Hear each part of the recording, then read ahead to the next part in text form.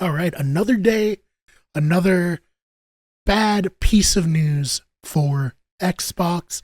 We knew this was coming. We knew that Xbox was going to be downsizing their studios, and we finally have an idea of how widespread that is. So let's head over to Twitter/X, whatever you call it, and Arsha Sharma, the CEO of Xbox, who writes, "This is an important email I sent today to all employees at Xbox. Team, we were beginning the most significant restructure in Xbox history. After careful consideration, I've made the difficult decision to reduce our team by approximately 3,200 throughout FY year 2027. This will include approximately 1,600 roles eliminated today, and in addition, 4 studios will leave Xbox to new management. I recognize that a year-long restructuring creates additional challenges. Unfortunately, it is not possible to make all the necessary changes in a single day, and I want to be direct about the scale. I know that this is painful. These changes will directly affect people who have poured their creativity into building Xbox. Many joined us through acquisitions, while others were recruited here, or sought us out because they loved this industry and they loved Xbox. Today's decisions do not reflect their talent or dedication. Our business today is not healthy.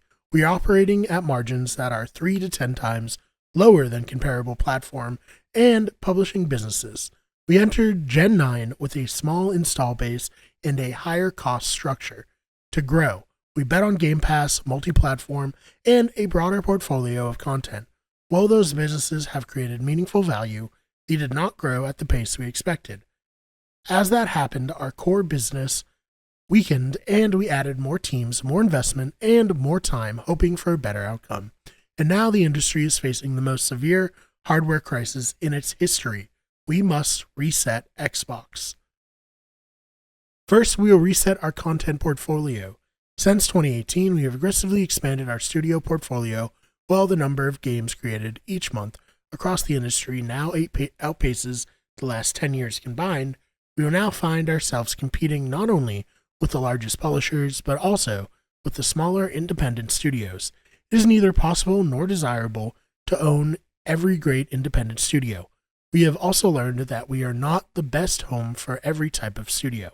In a typical year, we lost 64 cents for every dollar we invested. As we reset Xbox, we will help independent creators succeed by providing open development tools and audiences to realize their vision. Compulsion Games and Double Fine Productions will return to management and transition to independent studios with their IP catalog and runway for their next game. Ninja Theory and Undead Labs have entered terms to join a new ownership with funding to complete and grow Senua and State of Decay 3. In France, Arcane's management is beginning required consultation with its workers' council to review potential strategic options. We are also making reductions across other units and, in some cases, shifting investments to focus on higher priority projects. These changes vary in size across Activision, Blizzard, ZeniMax, Blizzard, King, Mojang, and Xbox Game Studios. None of our first-party publicly announced games or projects are being canceled as part of these reductions. In addition, Mojang and King will now report directly to me. These 2 studios have increasingly become platforms and are our largest by monthly active users. They bring critical geographic, demographic, and differentiation to Xbox. Second, we will reset our platform. We know that great technology gets better when it gets simpler, not bigger. Today, in some part of the company, work passes through as many as 14 layers of management. Our platform teams are 40% larger than they were at the start of this generation, even as our own player base and playtime have declined. This complexity has slowed decisions, blurred accountability, and made it harder to deliver for players. As we reset Xbox, we will simplify. We will reduce management layers to no more than 5 and, where possible, 3. We will deliver success through a flatter organization that is built around makers, individual contributors focused on building, player coaches, leaders who remain deeply involved in the work while developing their teams, and directly responsible individuals, DRIs. who own key decisions and outcomes, and we will streamline how we work across our tools with a cleaner code base, shared services, and 50% reduced vendor spend. Third, we are resetting how we operate. As Xbox outgrew our headcount, we became more fragmented. Teams, studios, and functions often operate independently, and it became harder to work towards a shared goal, make the right trade-offs, and get things done. For the first time, we are establishing a chief operating officer with end-to-end P&L responsibility across content, hardware, platform, and services. Helen Shang has been promoted to this role and will report directly to me. Over nearly 2 decades at Xbox, Helen has helped build some of our most important businesses, from Xbox Live to leading Mojang and the Minecraft franchise. She will bring our businesses together under one operating model, making sure we make clear investment decisions, learn from our successes and failures, and hold ourselves accountable for results. Thank you, Dave McCarthy, who's retiring after 17 years with Xbox. Dave has played a defining role in building the platform that millions of players rely on every day and has been a trusted partner through many of the biggest moments in Xbox history. We wish him all the best. These changes are about a bigger future for Xbox, not a smaller one. The next decade of gaming will be larger, more global, and more creative than anything we've seen before. This year we'll invest as much in Xbox as we ever have, but we'll invest with greater focus, greater discipline, and greater clarity, all in service of making Xbox where the world plays and creates. I want Xbox to be one of the few companies that entertains more than 1 billion people each day and gives everyone the opportunity to create and connect. I know we can achieve this goal. Xbox has many of the most beloved franchises in entertainment history, talented studios around the world, and we will return to growth in 2027. History full of companies that make mistake, longevity for inevitability.